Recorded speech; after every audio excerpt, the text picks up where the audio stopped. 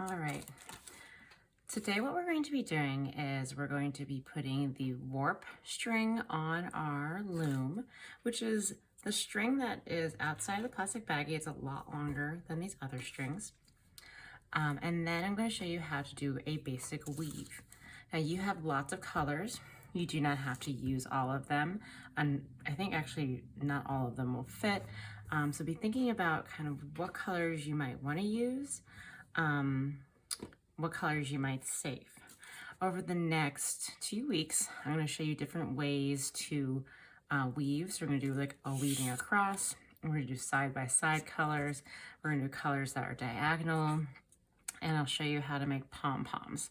So I'd like you to try those skills, but the goal is to do weaving. If the, after today's basic weave, if the next week's skills are something that you do not want to do, you can just continue weaving. But we'll get back to that more in a second. Okay, so the first thing we need to do is we need to string the warp. The warp strings are the up and down strings. The weft are all the strings that we're going to weave in and out. So you're going to take your string and you are going to put it into the first top left notch. Kind of like you're flossing teeth. I'm going to push it down. Now the long end, all of this should be across the front, and there should be a short end on the back. I would suggest taping down that short end so it doesn't move.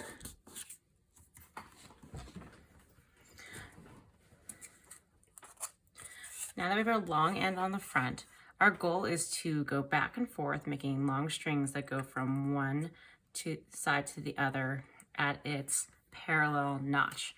So this is the first notch up here, the second notch down here. I'm going to pull the string and kind of floss it through. Okay. Now here's what I want you to think about. I want you to only have long strings on the front and not the back.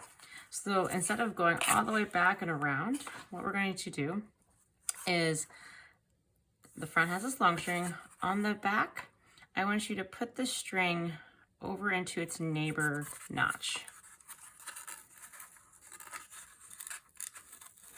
I'll floss it in there, pull it through so that way it goes straight across to its neighbor. And on the front side now, it is hop to the next notch. Go up to the top, pull it down, and then we're going to go once again to its neighbor so that our string ends up there. So your back will be a series of short strings every other cut, and your front will be long strings that go up and down. Make sure you don't pull too tight, but you also don't want to have them loose. Go down, go behind to its neighbor, come outside again to the front, go across, straight across. You should end up with 9 warp strings. 8 warp strings, straight up and down. Across to its neighbor, straight down. Across to its neighbor,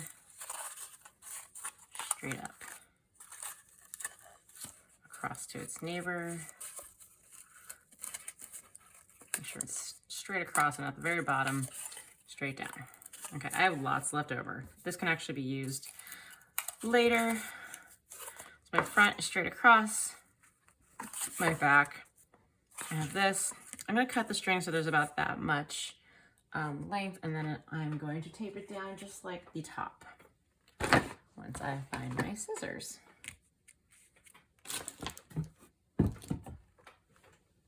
All right, maybe I'll cut it later. Okay, so the next thing we're going to do, let's tape it down, is we're going to do our first weave, or our first weft strings. So warp is up and down, like time warp, and weft is back and forth. So I'm going to use a dark green string.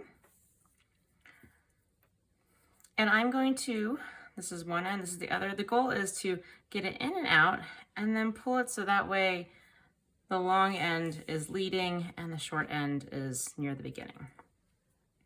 So I'm gonna start over the first string, go under the second string, just kind of with my fingers. Over, under,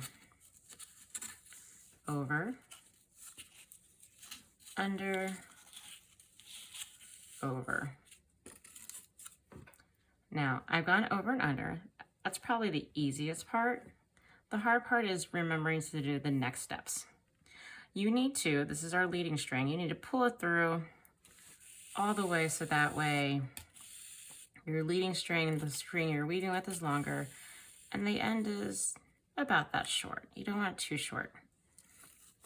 After you've pulled it through and it's almost in place, you need to scoot it up so that it is tight in the weaving. This will make a lot more sense when we do the next one.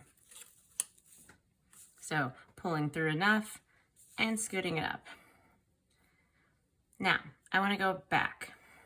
When I go back, I need to do the opposite over-under pattern depending on these warp strings.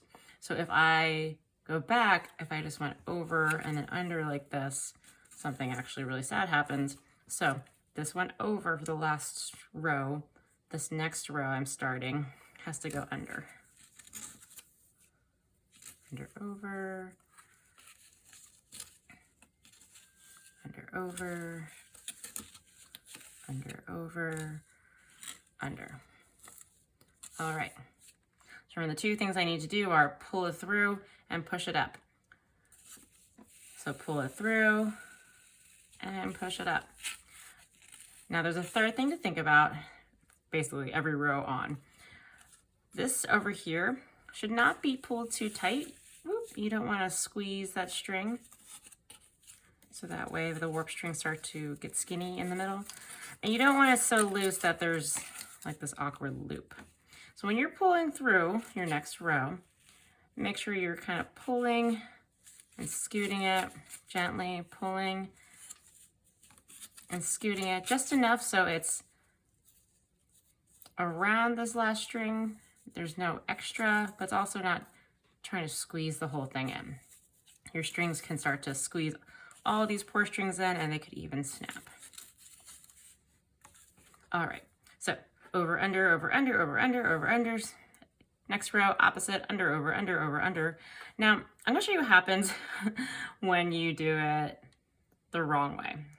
So the wrong way is, and you'll know very quick, is if you do the same sequence for the row right under it. So my last row ended in under.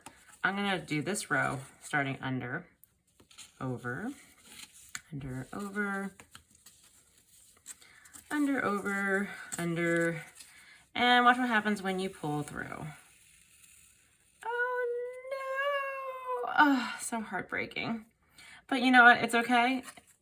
Just go back. You have to do your second row again. This time I made sure I was opposite. Check my three things as I pull. 1, I need to pull. 2, I need to scoot. And 3, I need to make sure that this poor loop isn't too tight. Oop. Then I'll remember now, my next row, this one was under, so this one has to go over.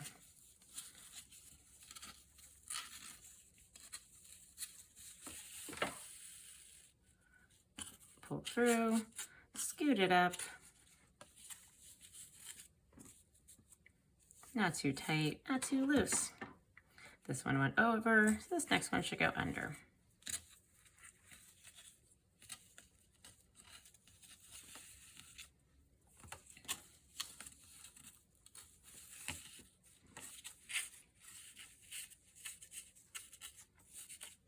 Scoot, scoot.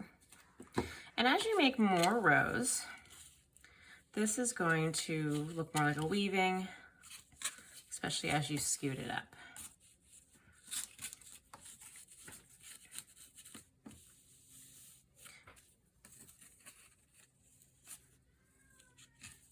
Thank you, Reggie.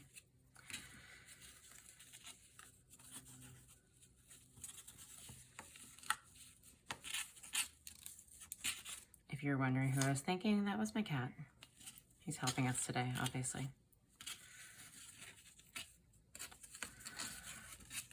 Okay, Now you're gonna get to a point like this where you have extra.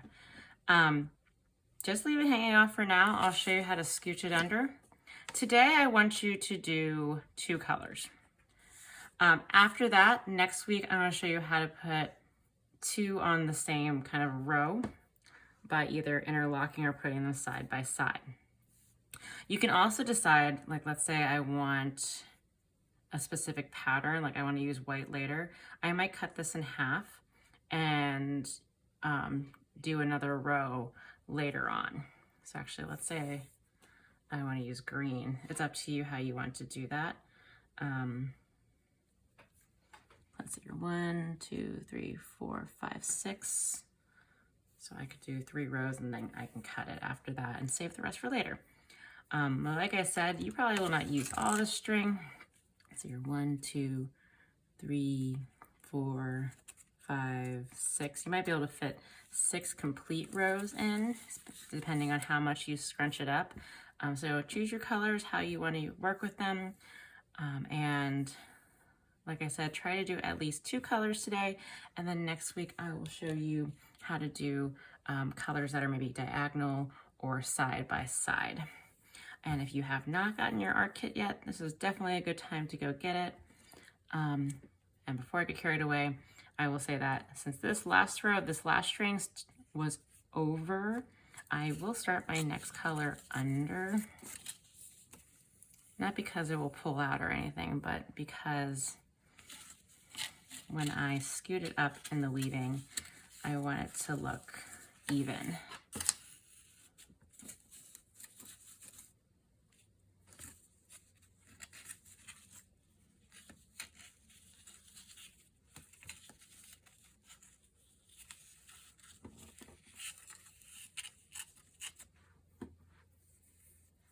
So I'm gonna do 3, and then I'm gonna cut this.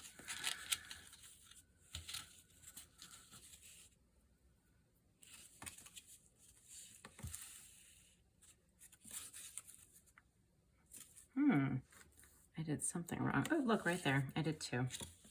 Back it up. Oop.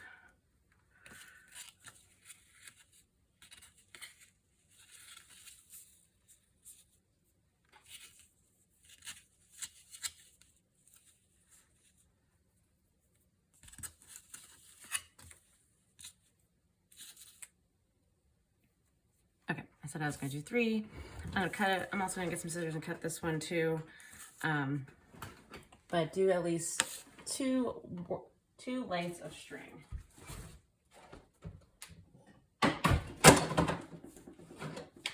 And like I said, next week I'll show you how to do